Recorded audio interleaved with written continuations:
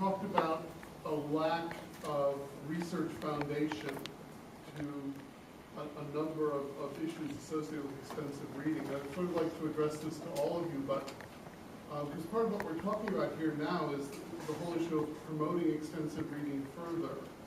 And obviously there's a large number of areas that need to be researched, but what areas do you think would have the most immediate impact if we were to work on researching parts of the extensive reading model? Which would have the most immediate impact in terms of promoting extensive reading? So what he said was, if we were to do research, what research might we do that would help other people get interested in extensive reading and perhaps start doing their own programs? Daniel. David Hill addressed that a few issues ago. He made an entire list. If you're looking for a project to work on, it's a great list. Sort of which one would be most immediate? Well, the one thing I'd say is a lot of the administrators want to see hard evidence that this stuff produces tangible results. And up until now, we still don't have a lot of that hard evidence. So that, once you've got that, administrators see and believe. But up until now, they're asking, and it's hard to produce the goods to convince them. Okay. Tom. You can repeat it. I'd say the answer is TOEIC gain scores. TOEIC gain scores. In what ways does extensive reading impact TOEIC gain scores? If indeed it does, That's right, that would convince the administrators that it's worthwhile. Yeah. Aaron. I have a question. I hope there's no psychometricians here or who are test makers here. But a few years ago, I was at Howard Gardner. Howard Gardner received an honorary doctorate from a Korean university. Howard Gardner is the multiple intelligence guru from Harvard University. Love him or loathe him. Most teachers I know do love him. And after he got his honorary award, he got a standing ovation. And they had a bit more time for questions. And I asked him a question about Korea, because Korea is, like a lot of countries in the world, test mad. And I wonder how well our research is going to go while the testing remains the same as it is. A lot of people are testing their gains in extensive reading against tests like TOEIC tests or high-stakes tests. But unless the tests change, and this is what Howard Gardner was saying in his speech, unless the tests change, then how well are we going to go with changing curriculum, changing the way that students learn English, which is mostly torture, the way that you learn English as a code. In Korea, it is starting to change thanks to tiger mums, and maybe Dr. Kim will talk a little bit about tiger mums in a moment. But after Howard Gardner answered my question for about 10 minutes, and he got another ovation, someone tapped me on the shoulder and said, "You're very brave because you're sitting next to the 5 people who write the tests at Seoul National University that Howard Gardner just slammed, and they were squirming uncomfortably. But it won't change, and I know why, because I was involved. This was what the Korean professor said to me. I know it won't change because I've given up fighting for that change, and I'm sitting 5 rows sort of back. I just came down to say hi because I've got to sit 5 rows back from those people. So I wonder, unless the testing changes and what's considered the way that English is measured changes, how well we're going to go with our research. And I think you've got to try to get close to influential people wherever you are and try to influence the whole of the movement of the way English education is done if you really care about extensive reading, because without the tests being changed, what hope do we have? I don't know, am I way off here?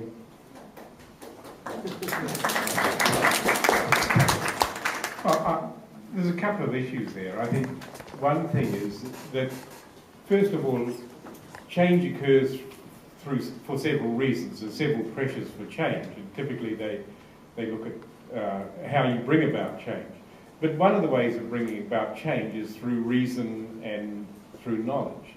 And so that's why I think research is important, because research provides a reason basis and a knowledge basis then for making change. And the other thing is, I think, you can't wait for other people to change. You have to be the change and make the change.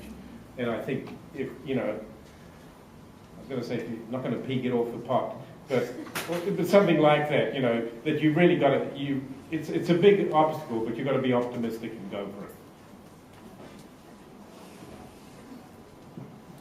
The biggest difficulty in the research, I think, is the long-term keeping the same students together long enough to make a difference. And I don't quite know how that's going to be remedied. I don't know that the private sector is any better at keeping groups together than the public sector. That seems to me to be the problem. I would like to add to what Aaron spoke about, the changes in the testing. Korea is introducing, been experimenting with National English Ability Test, which is primarily,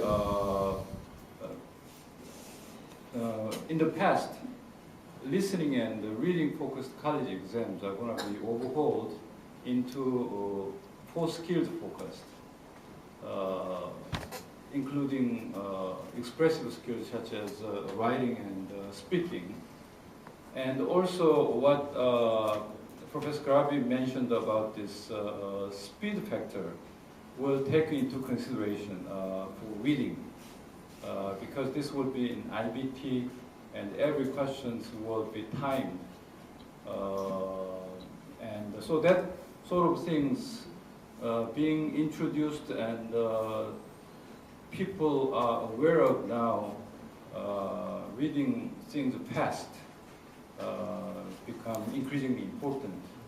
And that, again, in accordance with some effect studies and the research, we might be able to, ring the bell for the people who have the power to change this.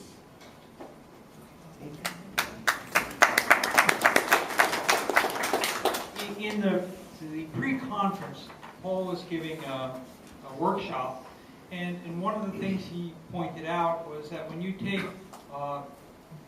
tests that are fairly distant from the actual training you're doing, the odds are you're not going to find significance.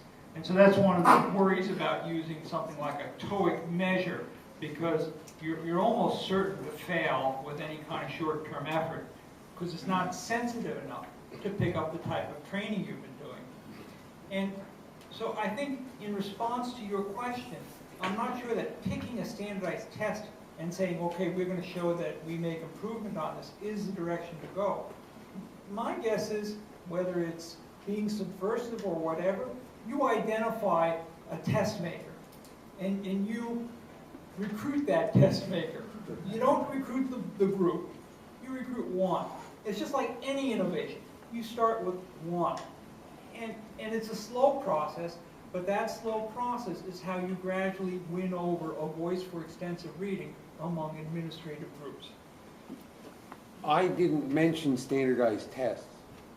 I mean, I take your point, but I didn't suggest that. I just said measurable No, change. Rob, Yeah, Tom okay, did. yeah. I mean, there are other ways to measure it too, better ways. Could I just have one comment? Might I suggest, to add to what Aaron said about changing the tests, we might also want to make sure that we're changing teacher belief systems. And I think that's going to be the real key. There's some evidence from Washback that says if we change the test, then teaching will change. And there's been quite a lot of that working. And we're now supposed to be communicative language teaching according to the Montcoursot syllabus, but very little of it's going on. And it won't change until we have a change in the teacher belief system.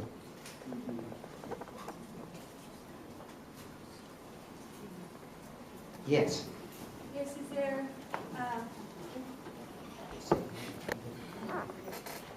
is there any research, either formal or informal, in regards to extensive reading with young children? And I think one of the comments that David Hill just made about longevity of results. I suppose in the university's context, students stay for 2, 3, 4 years and then move on, but in private language schools with children will commonly stay for 9 years, from say 7 to 15. And so you actually do get an opportunity to see how extensive reading is bringing about results. Comments?